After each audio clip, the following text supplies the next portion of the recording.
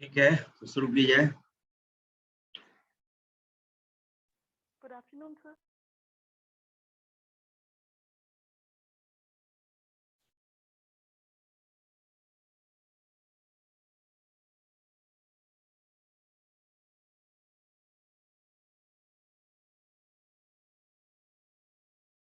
ठीक है, sandwich theorem है ना।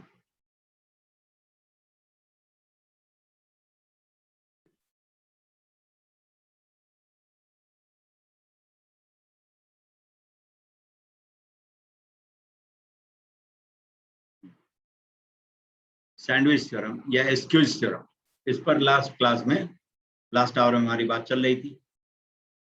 तो सैंडविच वर्ड का जो मीनिंग आपको समझ में आता होगा वही यहाँ पर भी है ना। सैंडविच का मतलब दो ब्रेड के बीच में कुछ दबा देते हैं, उसको कहते हैं सैंडविच, है ना, आलू वगैरह।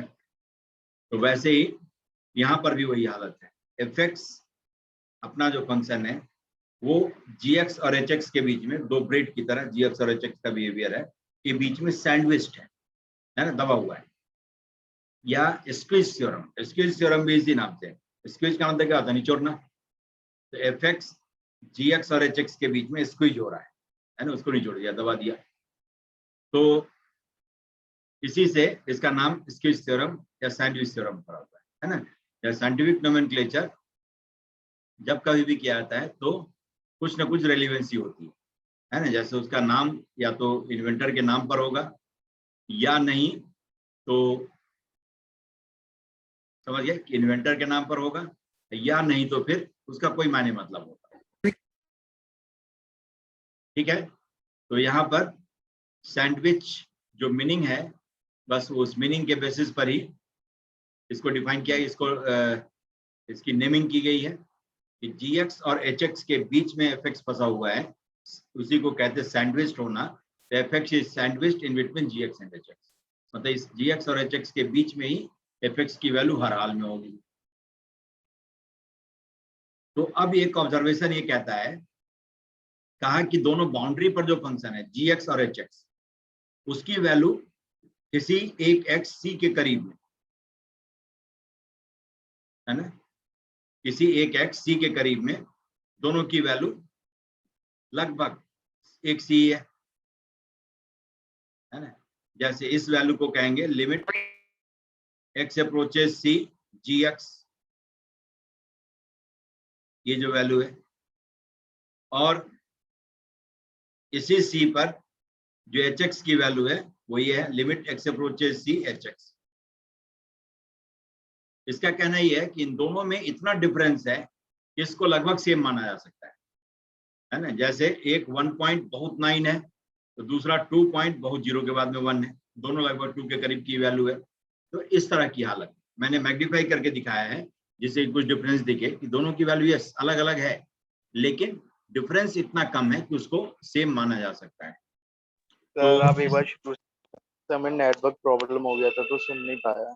अच्छा, ये कल वाली बात ही रिपीट कर रहा हूँ, फिर से रिपीट कर देता हूँ, है ना। स्क्विज थ्योरम या sandwich theorem. Sandwich theorem, sandwich जो जिस सैंडविच वर्ड का जो मीनिंग आपके दिमाग में है एग्जैक्टली वही मीनिंग सोच करके यहाँ पर इस थ्योरम का नाम रखा गया है ना। कि सैंडविच का मतलब दो ब्रेड के बीच में कुछ दबा देते हैं, है ना। तो वैसे ही यहाँ पर एफएक्स अपना जो है जीएक्स और एचएक्स जो इसके लिए ब्रेड की तरह काम कर रहा है उसके बीच में दबा हुआ है। इसीलिए इसको इस थ्योरम को कहते हैं सैंडविच थ्योरम, मतलब एफएक्स की वैल्यू हमेशा जीएक्स और एचएक्स के बीच में ही हो। ठीक, या स्क्विज थ्योरम, स्क्विज का मतलब निचोड़ना, निचोड़ने के लिए भी दो लेयर चाहिए ऊपर और नीचे तब जाकर के होगा। तो वही जीएक्स और एचएक्स इन दोनों के बीच में ये स्क्विज्ड है, दबा हुआ है। ठीक है, तो इसी नाम से इसीलिए इसी रीजन से इसका नाम स्क्विज थ्योरम या सैंडविच थ्योरम रखा है। तो कहने का मतलब कि ए से लेकर बी तक में एफएक्स की वैल्यू हमेशा जीएक्स और एचएक्स के बीच में ही होगी। एक ऑब्जर्वेशन का कहना यह है कि सी के करीब में जीएक्स और एचएक्स दोनों की वैल्यू लगभग सेम है और वो सेम वैल्यू एल है। ठीक है, तो इस थ्योरम का कहना यह है कि सी के करीब में जो एफएक्स है एफएक्स की वैल्यू भी एल ही होगी। क्यों? तो एफएक्स की वैल्यू इन दोनों के बीच में ही है हमेशा। इन दोनों के बीच में इसकी वैल्यू होगी, इसके बाहर जा नहीं सकता। तो जब ऊपर वाले फंक्शन hx, नीचे वाले फंक्शन gx, इसकी वैल्यू में c पर, c के करीब में डिफरेंस नेग्लिजिबल है, तो बीच वाले फंक्शन और ऊपर वाले फंक्शन की वैल्यू में डिफरेंस और कम होगा, नीचे वाले फंक्शन और बीच वाले फंक्शन की वैल्यू में डिफरेंस और कम होगा, है ना। तो इसीलिए जो सैंडविच्ड फंक्शन है fx, उसकी भी लिमिटिंग वैल्यू c पर क्या हो जाएगी, l। इसी थ्योरम को कहते हैं सैंडविच।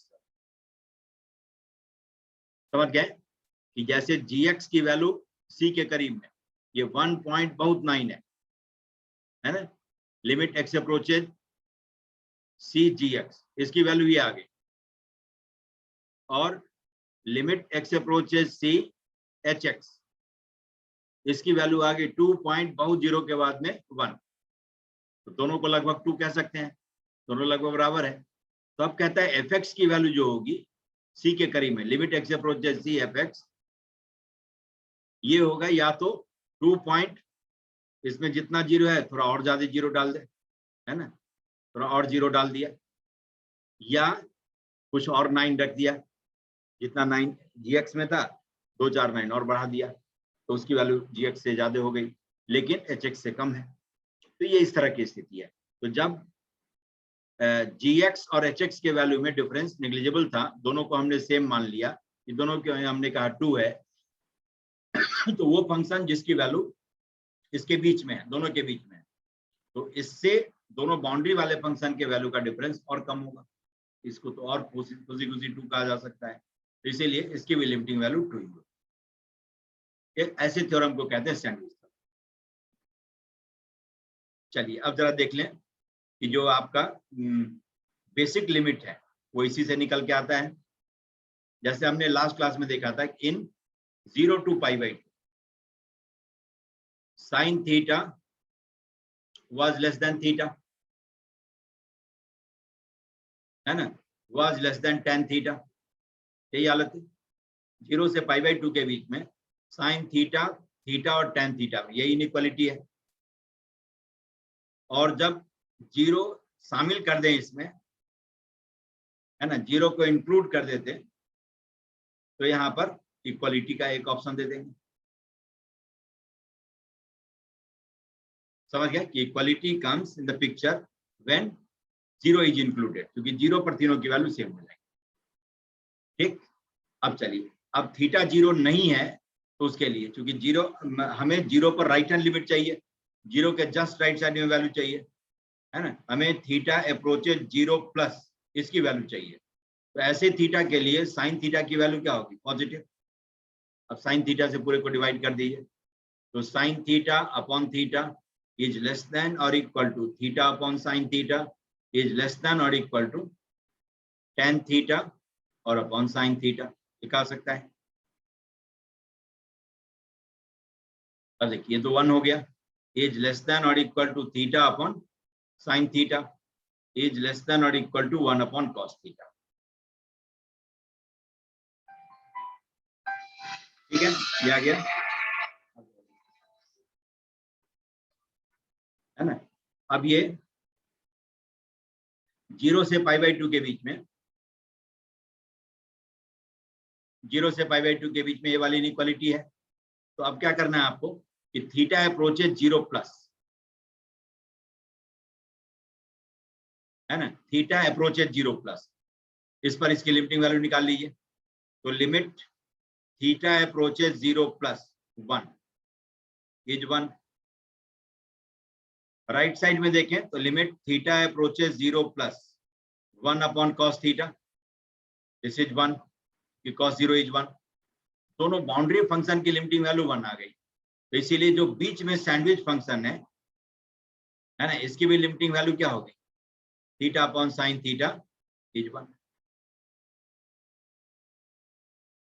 समझ गए कि limit theta approaches 0, theta upon sine theta will be 1। क्या, तो बाउंड्री फंक्शन की लिमिटिंग वैल्यू 0 पर जस्ट मोर देन 0 के लिए 1 है। तो इसीलिए जो फंक्शन बीच में सैंडविच्ड है उसकी भी मजबूरी होगी कि उसकी लिमिटिंग वैल्यू वही हो, क्योंकि बीच वाला 1 के बाहर, इन दोनों की वैल्यू के लिमिट के बाहर जा ही नहीं सकता है।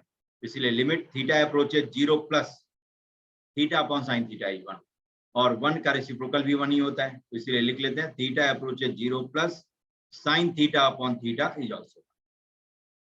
आ गया है ना। अब नेक्स्ट देखिए, जब थीटा -π/2 से 0 के बीच में होता है तो क्या होता है, जब थीटा -π/2 से 0 के बीच में तो इनइक्वालिटी ठीक चेंज होती है ना। साइन थीटा की वैल्यू सबसे ज्यादा, फिर उसके बाद में थीटा, देन टेन थीटा, है ना, यही हमने देखा था।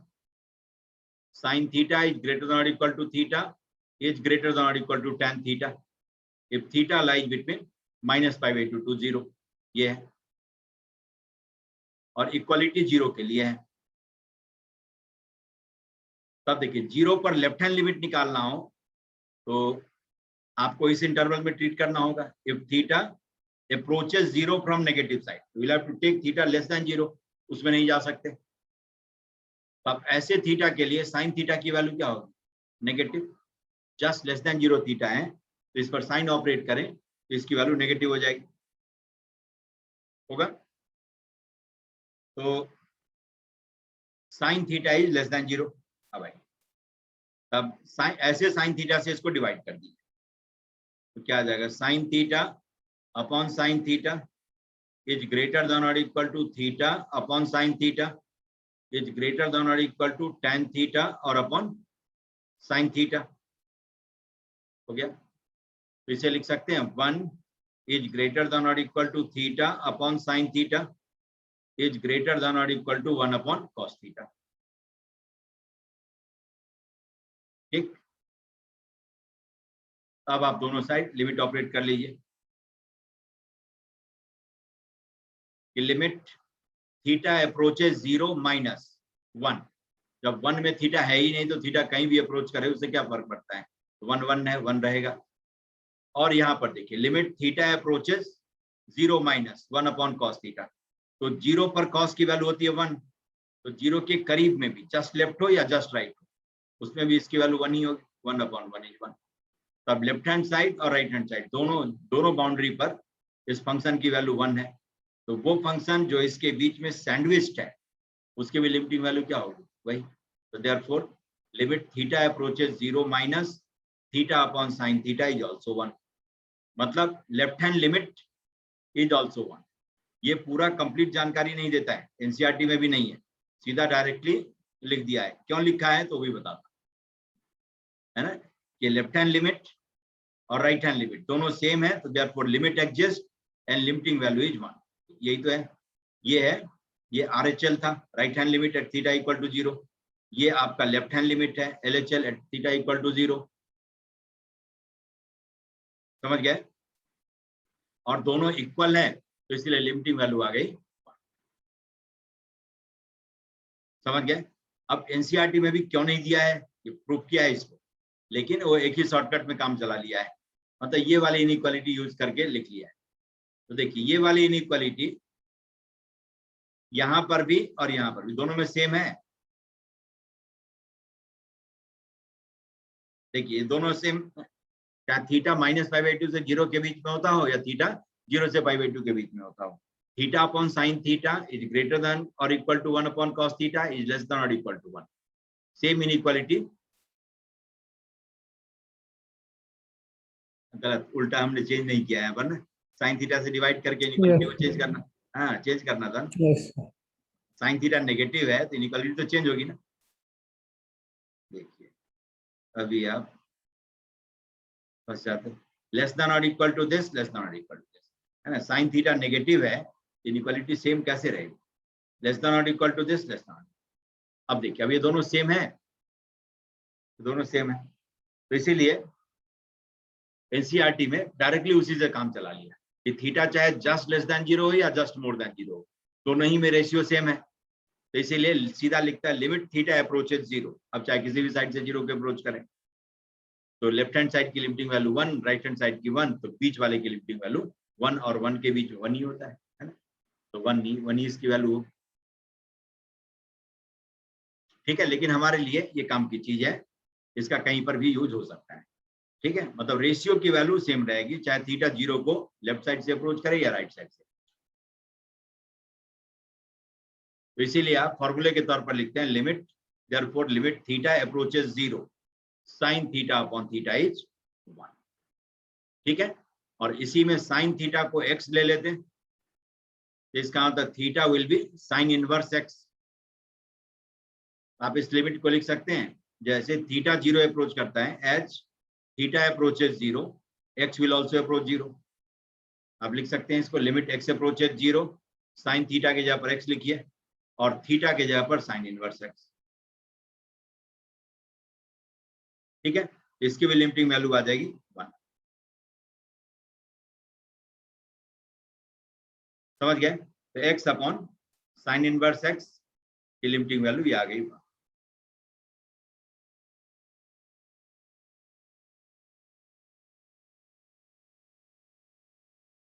यहां तक पहुंच गए?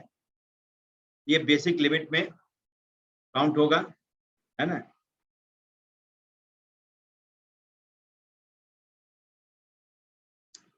ऐसे ही बिल्कुल इसी तरह से आप निकाल सकते हैं, एग्जैक्टली सेम स्ट्रेटजी होगी।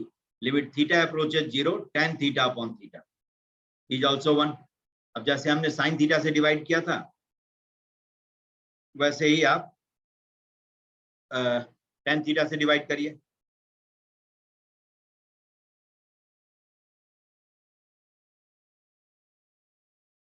ठीक है,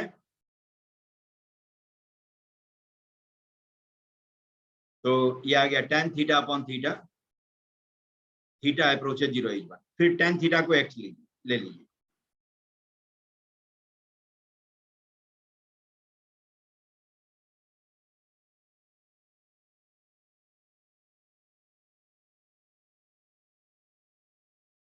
ठीक है, तो tan थीटा को x ले लें, tan थीटा को बाय द वे x ले लें, तो आप कह सकते हैं कि as theta approaches 0 x will also approach 0, क्योंकि tan 0 भी 0 ही होता है।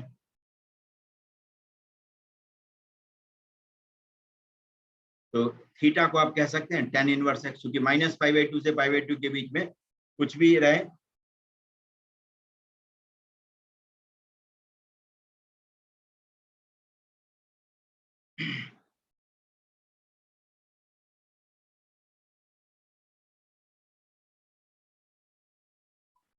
है ना, तो tan inverse tan theta theta ही होता है। ये उछल करके नहीं आया, तो आप समझ गए होंगे कि उछल के नहीं आता है। tan इनवर्स ऑपरेट करते हैं और tan inverse tan theta is theta if theta is anything from -π/2 in between -π/2 and π/2। वही साइन इनवर्स के साथ भी होता है। समझ गया? तो theta is tan inverse x।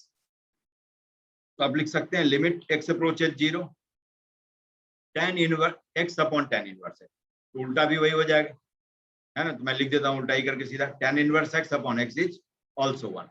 वरना लिखते x upon tan inverse x और फिर उल्टा करते, क्योंकि ओरिजिनली तो आपका यही आया था थीटा अपॉन साइन थीटा ही। वैसे ही वहां पर भी थीटा अपॉन tan थीटा ही आएगा, उसकी लिमिटिंग वैल्यू 1 आएगी, उल्टा करेंगे तो 1 आ जाएगा। 1 का रेसिप्रोकल भी 1 ही होता है। ये सब बेसिक लिमिट में आता है जिसका आप यूज करेंगे सॉल्व करने के लिए। ठीक है, अब चलिए, अब जरा मैं आपको इसका मीनिंग समझाता हूं क्या है।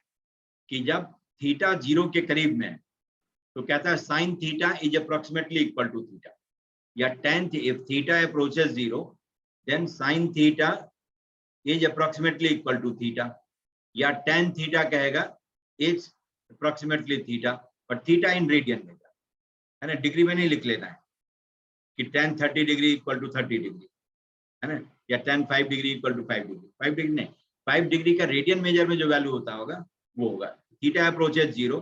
चलिए थीटा में बहुत दूर लेकर के दिखाता हूं, जैसे π/6 ले लें, π/6 is equivalent to 30 degree. Sine 30 degree की वैल्यू क्या होगी? हाफ, है ना, और tan 30 डिग्री की वैल्यू 1/√3, मतलब 1 अपॉन 1.732 ये है। ये थीटा जो आपका है रेडियन मेजर में π/6 है, जिसको आप लिख सकते हैं π/7 और इंटू 6, है ना, 11 और 3, मतलब 11/21, जिसको आप लगभग कह सकते हैं 11/22 अप्रोक्सीमेटली, बहुत दूर है। 30 डिग्री। ये तो बात कर रहा है 0 के करीब में, लेकिन 0 से बहुत दूर 30 पर जाकर के भी देखता हूं तो साइन थीटा और थीटा की वैल्यू में कोई ज्यादा डिफरेंस नहीं, बहुत मामूली सा डिफरेंस नहीं। ये हाफ है, 0.5 है, और ये 0.4 कुछ कुछ करके होगा। ठीक है, इसको देखेंगे तो और क्लोज में आ जाएगा 1.732, है ना, 2 से भी छोटा नंबर है ना।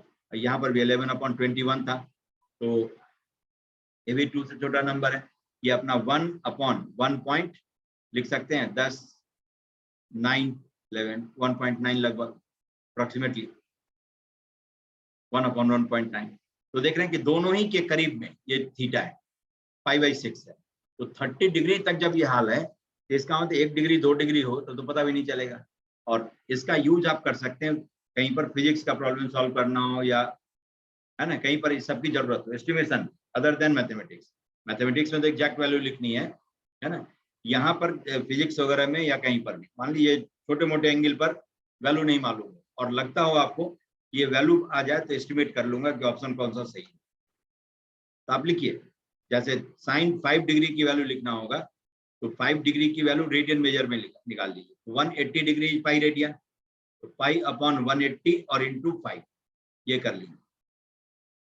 पाई अपॉन 36 22 और अपॉन 7 इंटू 36। समझ गए? अब इसको सॉल्व करके जो भी वैल्यू आती होगी साइन 5 डिग्री की वैल्यू लगभग वही होगी। tan 5 डिग्री भी उसी के करीब में होगा, है ना। tan 5 डिग्री थोड़ा सा इससे ज्यादा हो, थोड़ा सा ज्यादा, और sin 5 डिग्री थोड़ा सा कम, लेकिन होगा इसी के करीब। डेसिमल के 1-2 डिजिट तक लिखेंगे तो लगभग सेम आ जाएगी। ये हालत है। तो इस रेशियो का और इस लिमिट का हमारे नजर में मतलब ये, बाकी के नजर में फॉर्मूला होता हो, बाकी के नजर में फॉर्मूला है, लेकिन हमारी नजर में, समझ गए? तो ये मतलब जो फैक्ट है इसका आप यूज कर सकते हैं। चलिए अब कुछ क्वेश्चन के थ्रू देखते हैं। जैसे आपको कहता है limit theta approaches 0 sine theta degree upon theta, है ना, इसकी लिमिटिंग वैल्यू, इसकी लिमिटिंग वैल्यू कितनी हो जाएगी सर? 1। सब लोगों को फटाफट निकाल के बताना है ना। सर 1। 1 सबका आ गया? सब सहमत हैं? बताइए। देखिए 1 नहीं है, वरना क्यों पूछता है, मैं फॉर्मूला दे करके क्यों पूछूंगा। ये डिग्री जो है पहले इसको रेडियन में चेंज करना है। 180 degree is equivalent to pi radian, तो 1 degree is equivalent to pi upon 180 radian. तो लिमिट थीटा अप्रोचेस 0, अब इसको आप लिख सकते हैं sine pi theta, 1 degree pi upon 180 radian है, तो थीटा डिग्री हो जाएगा पाई थीटा अपॉन 180 रेडियन और डिवाइडेड बाई थीटा। अब फॉर्मूले का यूज क्या होगा कि sine theta upon theta, theta approaches 0 is 1, मतलब साइन जिस एंगल पर ऑपरेट हुआ है वही एंगल नीचे में हो, वो बहुत छाप लेना है, और ये एंगल 0 अप्रोच करता हो तो इस रेशियो की वैल्यू हो जाएगी 1। तब पाई अपॉन 180 से मल्टीप्लाई भी करना होगा, क्योंकि सेम एंगल डिनोमिनेटर में लाने के लिए हमने पाई अपॉन 180 से डिवाइड किया है, तो पाई अपॉन 180 से मल्टीप्लाई भी करना होगा। अब देखिए थीटा अप्रोचेस 0, इसको किसी भी फाइनाइट नंबर से मल्टीप्लाई करेंगे तो product will also approach 0, pi upon 180 theta will also approach 0। ठीक है, तो sin of this angle upon same angle when this angle approaches 0 has 1 limiting value, इसकी limiting value 1 आ गई, तो रेशियो आ गया आपका पाई अपॉन 1। अब समझ गए? अब आइए, अब कहता है कि लिमिट x अप्रोचेज 1, ठीक है, sine of x square minus 1 और अपॉन x माइनस 1, इसकी लिमिटिंग वैल्यू बताओ। तब देखिए x 1 अप्रोच करता है तो x square minus 1 will approach 0, 1 का स्क्वायर 1 ही होता है, 1 माइनस 1 0, तो एंगल ऑफ साइन अप्रोचेज 0। ठीक है, तो अब क्या करना है, सेम चीज नीचे होना चाहिए डिनोमिनेटर में। तो आप इसे लिखेंगे limit x approaches 1 sine x square minus 1 और अपॉन x माइनस 1 ऑलरेडी था ही, अब x प्लस 1 से मल्टीप्लाई कर लेंगे और डिवाइड भी करना ही होगा ऑब्वियसली। तब देखिए इसका फॉर्म में आ गया sine theta upon theta, theta approaches 0, sine का एंगल 0 अप्रोच करता है, तो इसलिए sine theta upon theta, theta approaches 0 is 1, और दूसरे में x इक्वल टू 1 डालिए, तो 1 इंटू 2 इज 2। आ गया? इस चीज को समझ गए? इस फॉर्मूले का मीनिंग समझ गए? फॉर्मूले का जो मतलब है यस सर। समझ गए कि क्या कहना चाहता है और कैसे यूज करना है ना? कम जानकारी से मिसयूज भी होता है। तो आज मैं पूरा साइन थीटा अपॉन थीटा को खोल के रख देता हूँ, है ना, जिससे कॉम्पिटिटिव एग्जामिनेशन के क्वेश्चन में गलती नहीं हो। ये हो गया आपका एक। चलिए एक आप करिए, जैसे limit x approaches 0 x times sign 1 upon x, इसकी वैल्यू कितनी होगी बताइए?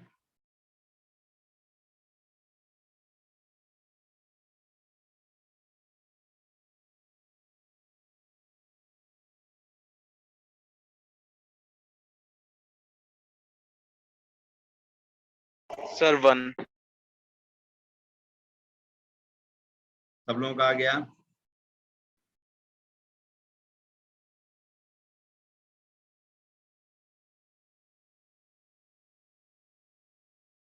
Yes sir.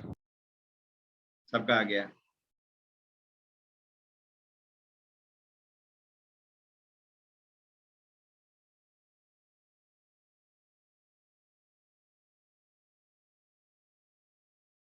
सब लोग निकाल लिए? Yes sir. कितना है? 1। Yes sir. चलिए एक और काम बढ़ गया। अच्छा ये बताइए कि x जब 0 अप्रोच करेगा तो 1 अपॉन x कहाँ अप्रोच करेगा? Sir infinity. ये तो मैंने नहीं सिखाया कि Yes, sine sir. Theta upon theta, theta approaches infinity is 1। मैंने कहा है, कितनी बार मैं रटा?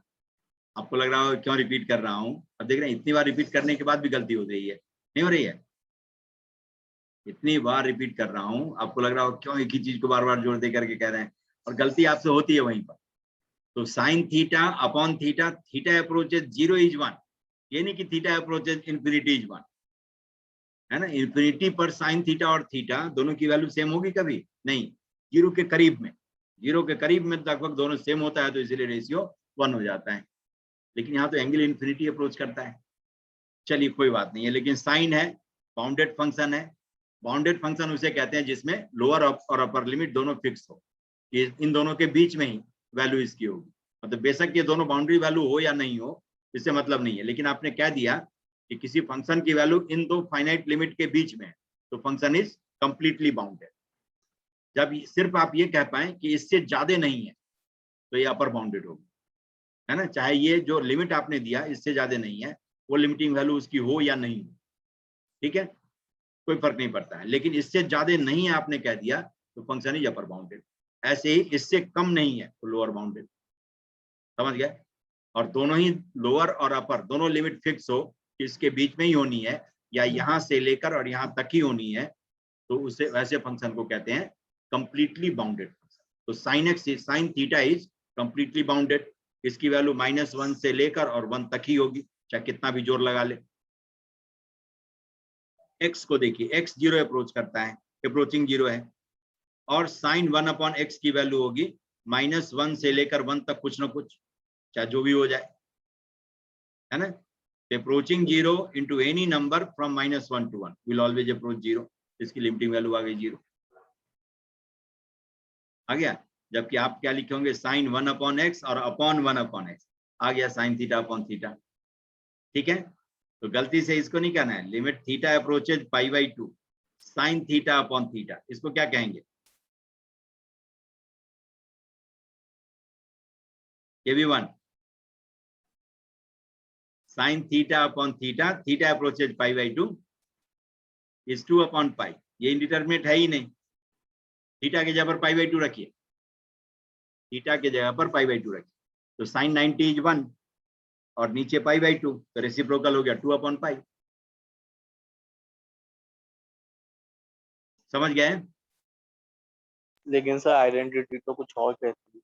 कहाँ, कौन सी आइडेंटिटी बताइए? तो साइन थीटा इक्वल्स टू 1 हो गया ना कहाँ है? सर। पूरी जानकारी लेकर के बोलते हैं। क्या कहा है? साइन थीटा अपॉन थीटा 1 सीधा कहा है कि कुछ और लगाया है? पढ़िए तो, पूरा पढ़िए। मतलब बस 0 पे लिमिट है।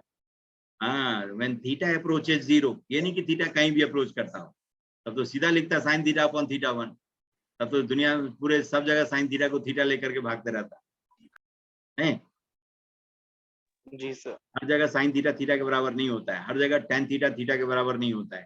थीटा जब बहुत छोटा हो, 0 के करीब में हो, तो tan theta is approximately theta, sign theta is approximately theta.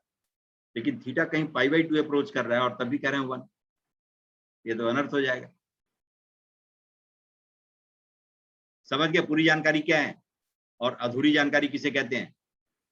ये लिमिट के साथ जो जानकारी आप रखेंगे ये कंप्लीट इंफॉर्मेशन। ठीक, चलिए ये भी हो गया आपका। अब एक और काम करिए, जैसे कहता है कि limit x approaches 0 root of 1 minus cos 2x, ठीक है, और अपॉन रूट 2x। बताइए इसकी तो लिमिटिंग वैल्यू बताई दीजिए। नहीं, फॉर्मूला मैं बता दूंगा, ट्रिग्नोमेट्री का फॉर्मूला बाय द वे नहीं आता हो तो उसके लिए मुझे चिंता नहीं है, अभी आपको लिमिट सीखना है। तो 1 माइनस कॉस 2 थीटा को लिखते हैं आप 2 साइन स्क्वायर थीटा, ठीक है, और 1 प्लस कॉस 2 थीटा होता तो 2 कॉस स्क्वायर थीटा। समझ गए? ये भी 1 आ गया, और जितना लिखूंगा सब 1 ही आएगा। नहीं, सबका 1 आया। Root of 2 sine square x, यही है ना, और अपॉन रूट 2x, ठीक है। तो देखिए रूट टू तो कैंसिल हो जाएगा। अब जरा बताइए कि रूट साइन स्क्वायर एक्स क्या होता है? रूट साइन स्क्वायर एक्स,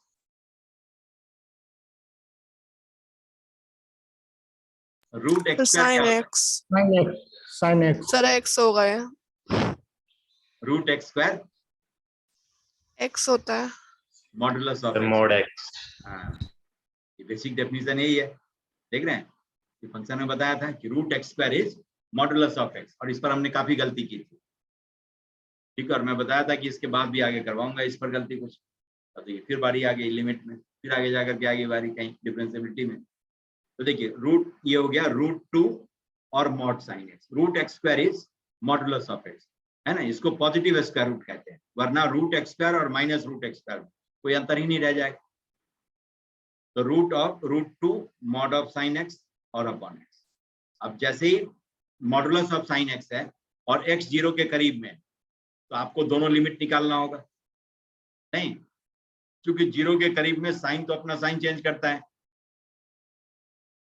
0 के करीब में साइन अपना साइन चेंज करता है। जस्ट मोर देन 0 हो तो sine positive, just less than 0 हो तो साइन नेगेटिव, है ना। तो जब लेफ्ट हैंड लिमिट आप निकालेंगे, लेफ्ट हैंड लिमिट, तो आप लिखेंगे लिमिट x अप्रोचेस 0 माइनस, और रूट 2 था नीचे भी में, रूट 2 तो गया। अब देखिए x अप्रोचेस 0 माइनस, मतलब x 0 को नेगेटिव साइड से अप्रोच कर रहा है, तो ऐसे x के लिए साइन x की वैल्यू नेगेटिव है, और नेगेटिव नंबर पर से मॉड कैसे हटाते हैं? माइनस लगाकर, ये माइनस साइन एक्स हो जाएगा, और अपॉन एक्स, इसकी लिमिटिंग वैल्यू कितनी आ गई? -1। लेकिन यही राइट हैंड लिमिट निकालें, मतलब if x approaches 0 plus if x is just more than 0, तो जस्ट मोर देन 0 के लिए साइन की वैल्यू क्या होगी? पॉजिटिव, है ना, और पॉजिटिव नंबर पर से मॉड सीधे हटा लेते हैं, साइन एक्स अपॉन एक्स, इसके लिमिटिंग वैल्यू आ गई 1। तो sine x upon x, x approaches 0 plus is 1, तो right hand limit 1, left hand limit -1, तो left hand limit is not equal to right hand limit, है ना, तो लिमिट डज नॉट एग्जिस्ट, देखिए कितना अंतर है, अभी हम 1 कह रहे थे लेकिन लिमिट ही एग्जिस्ट नहीं कर रही है, ठीक है, जबकि ये भी sin x अपॉन x ही है, लेकिन sin x अपॉन x नहीं दे करके रूट sin स्क्वायर x अपॉन x दे दिया, तो अलर्ट रहना है ना, क्योंकि root x square is modulus of x not x। हो गया, नेक्स्ट लेसन, ठीक है, यहां तक समझ गए?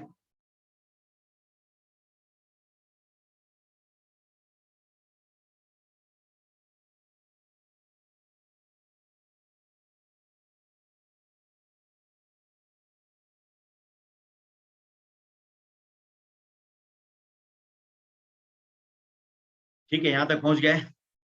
अब देखिए, अब और एक और करिए, नहीं कुछ गलती करेंगे तो सीख जाएंगे। जैसे कहता है limit x approaches 0, greatest integer sin x अपॉन x, ठीक है, ग्रेटेस्ट इंटीजर sin x अपॉन x।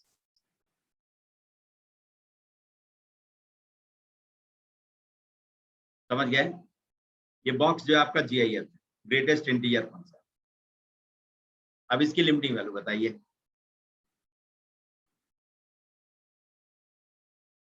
इसका तो बता ही देना है। The limit does not exist. हैं?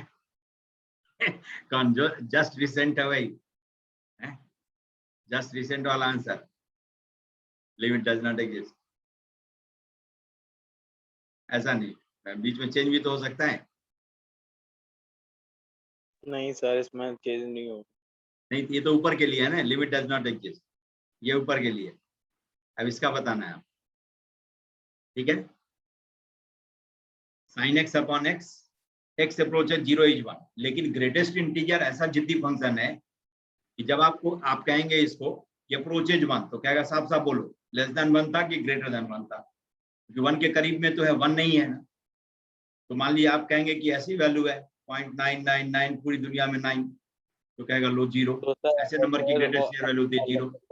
लेकिन जब आप कहेंगे कि ऐसा है 1.0000 पूरी दुनिया में 0, फिर मार्स पर जाकर के 1 लिख दिया, ये ऐसा है, तो कहेगा लो 1, है ना, क्योंकि ऐसे नंबर की ग्रेटेस्ट ईयर वैल्यू होती है 1 और ऐसे नंबर की ग्रेटेस्ट ईयर वैल्यू होती है 0।